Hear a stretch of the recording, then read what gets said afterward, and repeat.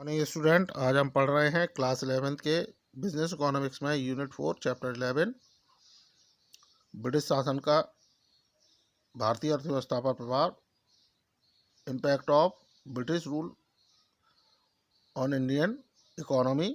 और हमारा आज का टॉपिक है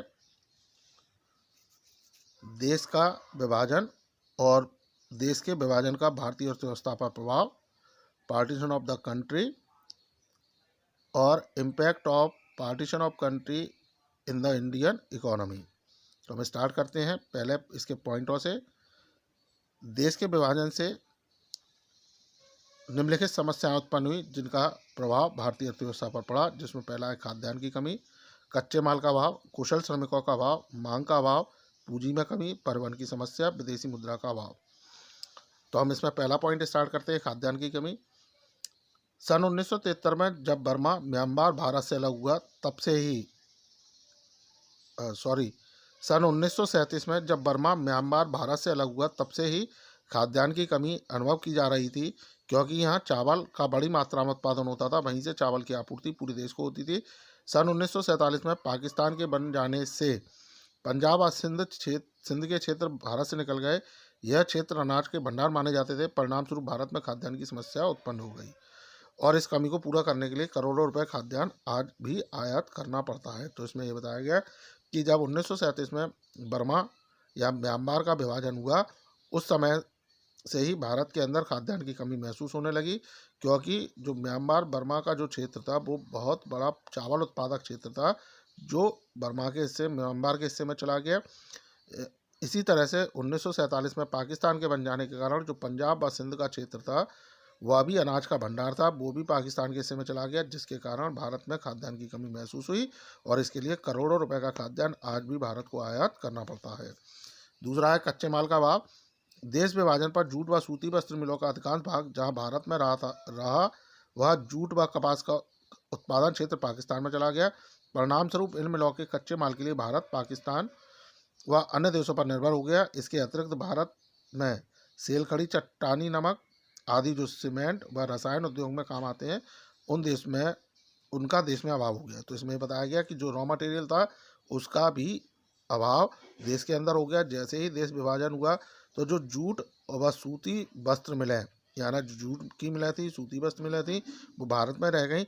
वहीं उनके जो उत्पादक क्षेत्र थे वो पाकिस्तान में चले गए, जिसके कारण इन मिलों के लिए जो कच्चा माल चाहिए था उसकी समस्या भारत के सामने उत्पन्न हुई। उसके लिए भारत को पाकिस्तान व अन्य देशों पर निर्भर होना पड़ता है।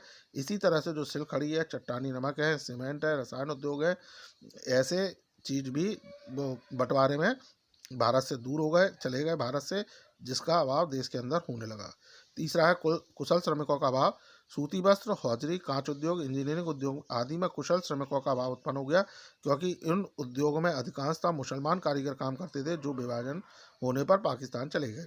तो इसमें बताया गया कि जो कॉटन इंडस्ट्रीज़ थी, हौजरी इंडस्ट्रीज़ थी, जो हमारे ग्लास इंडस्ट्रीज़ थी, इंजीनियरिंग इंडस्ट्रीज़ थी, उसके अंदर जो कुशल श्रमिक थे उनका भी अभाव भारत में हो गया, क्योंकि इन सभी कामों में सामान्यतः मुसलमान कारीगर थे जो देश विभाजन के समय पाकिस्तान में चले गए। अगला है मांग का अभाव।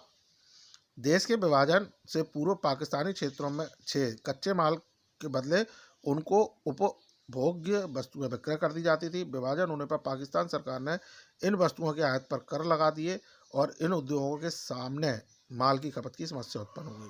तो इसमें यह बताया गया कि जब देश का विभाजन नहीं हुआ था तो उसके पहले जो पाकिस्तानी क्षेत्र था वहाँ कच्चे माल के बदले, यानी वहाँ से कच्चा माल अपन ले लेते थे और उनको जिन वस्तुओं की आवश्यकता होती थी उस वस्तु का विक्रय कर देते थे। तो ऐसी स्थिति में जब ऐसे व्यापार चलता रहता था, लेकिन जब देश का विभाजन हुआ तो पाकिस्तानी गवर्नमेंट ने क्या किया कि जो आयातित वस्तुएं थी उन पर टैक्स लगा दिया, जिनके आयातित वस्तुओं पर टैक्स लगा दिए, जिसके कारण क्या हुआ कि जो इंडस्ट्रीज हैं इंडिया के अंदर उनकी जो माल की खपत की समस्या उत्पन्न हो गई। अगला है पूंजी की कमी। देश के विभाजन से पूर्व पंजाब और सिंध के बड़े बड़े जमींदार बड़ी मात्रा में पूंजी की आपूर्ति किया करते थे। विभाजन व दंगों के कारण इन्हें पूंजी की आपूर्ति करना बंद कर दिया। विदेशी पूंजी भी यहाँ विनियोजित करनी सुरक्षित नहीं समझी गई। परिणाम स्वरूप देश में पूंजी की कमी हो गई और जिसका विकास पर प्रतिकूल प्रभाव पड़ा। तो इसमें बताया गया कि जब देश का विभाजन हुआ तो उस समय पूर्व पंजाब और सिंध के जो बड़े बड़े जमींदार थे या उनकी बड़ी मात्रा में जो पूंजी की आपूर्ति किया करते थे, वह दंगों के कारण उन्होंने, यानी देश विभाजन और जो उस समय जो लड़ाई दंगे हुए उसके कारण उन्होंने पूंजी देना बंद कर दी। और साथ ही जो विदेशी पूंजी भारत में विनियोजित होती थी वह भी आना बंद हो गई, क्योंकि उन्हें भी ये लगने लगा कि यहाँ हमारी पूंजी सुरक्षित नहीं है, जिसके परिणाम स्वरूप देश के अंदर पूंजी की कमी हुई और देश के डेवलपमेंट पर नेगेटिव इफेक्ट आए। अगला है परिवहन की समस्या। देश विभाजन के कारण आसाम व पश्चिम बंगाल के मध्य पाकिस्तान का क्षेत्र, जो अब बांग्लादेश है, पड़ गया। अतः सरकार को इन दोनों क्षेत्रों को जोड़ने के लिए पश्चिम बंगाल के पहाड़ी क्षेत्रों से चक्कर लगाती रेल लाइन बिछानी पड़ी, जिसकी लागत अधिक आई व माल ढोने की क्षमता कम हो गई।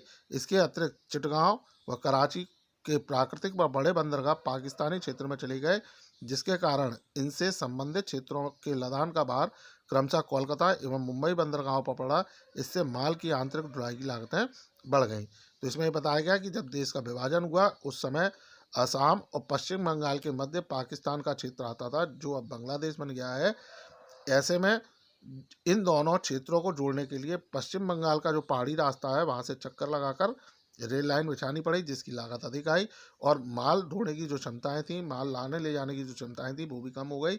इसी तरह से जो चिटगांव कराची के जो बड़े बंदरगाह थे, प्राकृतिक बड़े बंदरगाह थे, वो भी पाकिस्तान के क्षेत्र में चले गए, जिसके कारण अब मान को लादने के लिए कलकत्ता और बम्बई बंदरगाहों पर जाना पड़ता है, जिससे लागतें अधिक आती हैं। और इस कारण यानी जो देश विभाजन के कारण देश के अंदर परिवहन की समस्या उत्पन्न हो गई। इसी क्रम में अगला है विदेशी मुद्रा का भाव। विभाजन के परिणाम स्वरूप भारत के आयात बढ़ गए तथा निर्यातों में कमी हो गई, जिसके कारण विदेशी मुद्रा का देश में अभाव हो गया। विदेशी मुद्रा की कमी के कारण सरकार ने आवश्यक वस्तुओं के आयात जैसे रासायनिक पदार्थ, मशीन, यंत्र आदि पर प्रतिबंध लगा दिए।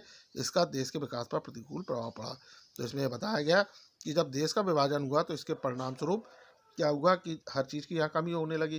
तो हर चीज़ के लिए भारत अपने यहाँ उन चीज़ों की पूर्ति के लिए विदेशों से आयात करने लगा और निर्यात करने के नाम पर भारत के पास बहुत कम चीज़ें थी। ऐसे में भारत के अंदर विदेशी मुद्रा का अभाव हो गया और विदेशी मुद्रा की कमी के कारण सरकार ने आयातों पर रोक लगा दी, जिसका देश के विकास पर प्रतिकूल प्रभाव पड़ा। तो स्टूडेंट, ये था देश विभाजन का भारतीय अर्थव्यवस्था पर प्रभाव जो आपने पढ़ा, और आशा करता हूँ कि वह आपको समझ में आया होगा। इससे रिलेटेड यदि आपके कोई डाउट्स हैं, क्वेरीज हैं, तो आप कमेंट सेक्शन में कमेंट कर सकते हैं या आप डायरेक्ट कॉल कर पूछ भी सकते हैं। So student, thank you, good bye.